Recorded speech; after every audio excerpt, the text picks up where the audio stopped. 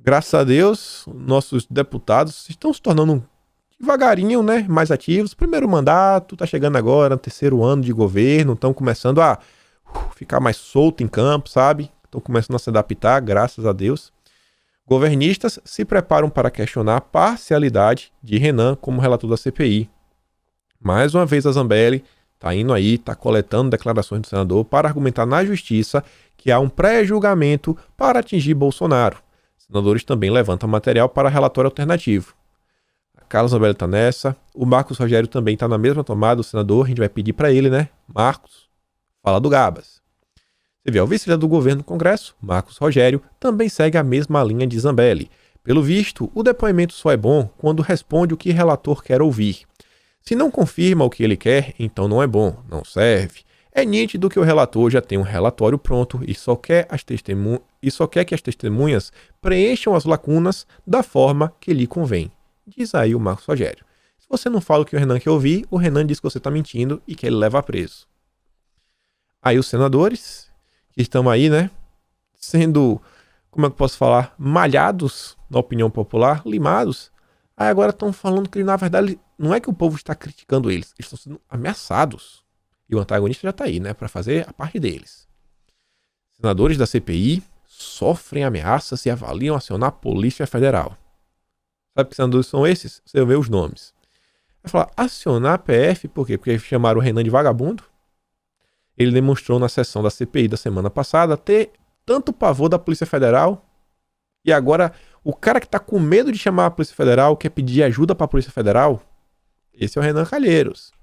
Aí você vê, ó, o presidente da comissão, Omar, e o Randolph, sabe, estão entre os alvos. Os alvos são Omar, Randolph, Renan, Otto Alencar e Humberto Costa. Só a esquerdalha. O protagonista da comissão, Renan Calheiros, sofreu um bombardeio nas redes sociais antes mesmo da instalação da CPI. Por que será, hein? Por que será? Por que será? Um cara que é recordista de processos no STF. Mais adiante, o senador, no caso Renan Calheiros, pretende tentar descobrir quem estaria por trás dos ataques. Para isso, avalia recorrer à quebra de sigilo e ao material já obtido pela CPMI das fake news que será compartilhado com a CPI.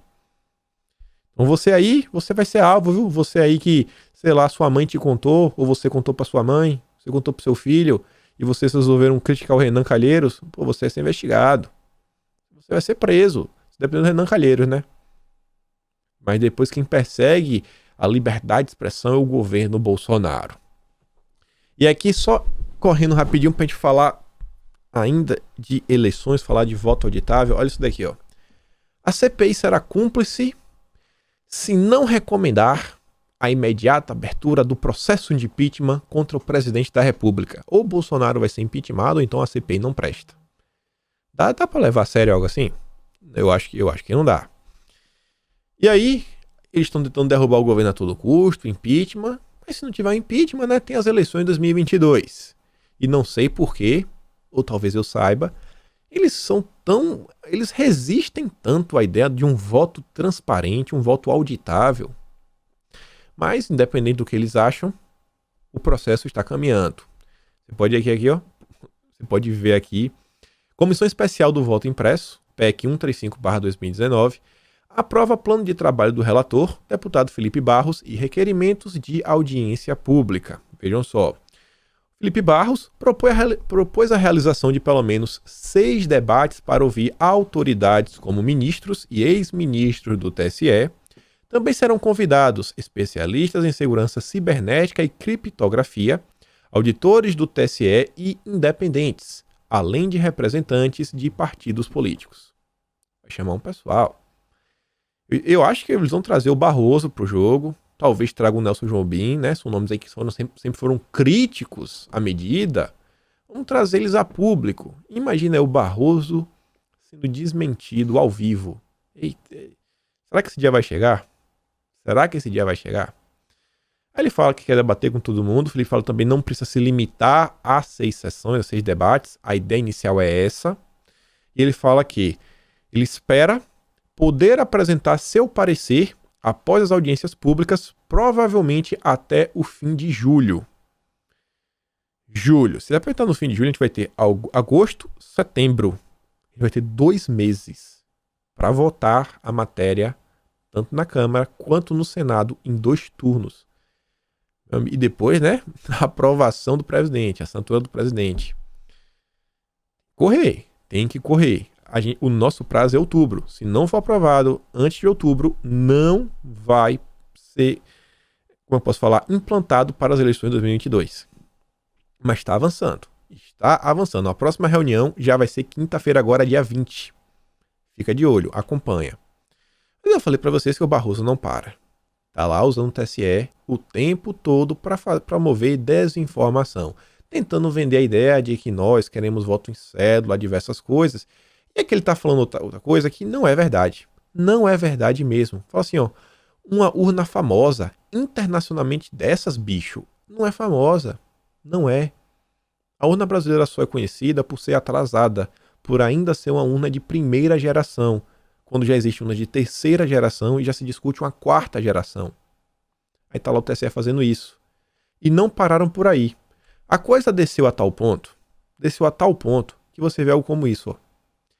TRE do Paraná posta vídeo zoando quem defende voto impresso. Tribunal Regional Eleitoral do Paraná. A ideia é o seguinte: quem defende o voto auditável hoje vive no mundo medieval, no mundo obscurantista. Você vive no passado, você é retrógrado. O Ederson, que é aquele cara que vez eu trago, é um cara aí da esquerda, eu acho interessante as postagens dele. Ele passa o dia, ele abraçou essa causa do voto auditável. Ele fala o seguinte: o Correio Brasiliense, no passado, vocês tratavam sobre esse assunto com mais seriedade, o que houve. E ele posta uma matéria, que é do dia 25 de setembro de 2018, é uma matéria do jornal da USP, que fala o seguinte, ó: para o professor Mário Gaziro, pós-doutorando do Instituto de Ciências Matemáticas e da Computação da USP, resistir à implantação do voto impresso deixa o país parado no tempo. Cientistas, viu, Barroso? No meio científico, o debate sobre a segurança das urnas existe desde 96 e ganhou força a partir da realização dos testes públicos de segurança e da realização de eventos que acontecem desde 2013, quando Gaziro organizou o primeiro Fórum Nacional de Segurança e Urnas Eletrônicas no ICMC. Desde aquele momento, os cientistas brasileiros alertam para as diversas vulnerabilidades encontradas no sistema eleitoral brasileiro. Ele termina falando, ó: o fato é que as urnas eletrônicas são as mais atrasadas dentre as usadas na dezena de nações que praticam a eleição eletrônica. Elas não permitem saber se o voto gravado corresponde ao voto dado e não possibilitam auditoria. Essas são as urnas que a gente tem no Brasil. E por fim você vê, a Veja faz uma matéria falando que filho de Bolsonaro admite que não aprova de fraude nas eleições. Aquela matéria que tem a manchete tendenciosa. Porque você vê, ó, o deputado federal, Eduardo Bolsonaro, declarou há pouco que não há como comprovar que houve fraude. Que, segundo ele, não são auditáveis. Eu já tenho mais um pedaço. Mas vamos ver o que foi que Eduardo falou. O que a gente fica infeliz, insatisfeito, é porque como que até hoje a gente não tem uma maneira de auditar as nossas urnas. Porque da mesma maneira que nós não temos como comprovar que houve fraude, o outro lado também não tem como comprovar que não houve. E é isso que a gente tem que colocar um ponto final.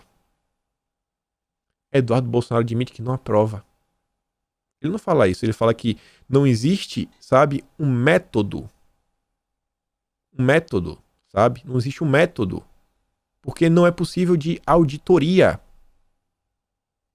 Como a Veja é baixa. E depois ainda coloca lá um textinho sobre o TSE. Em tempo, o TSE atesta que os equipamentos possuem diversos recursos que possibilitam auditagem, como registro digital de voto, blá blá blá, toda aquela balela lá do Barroso. Barroso.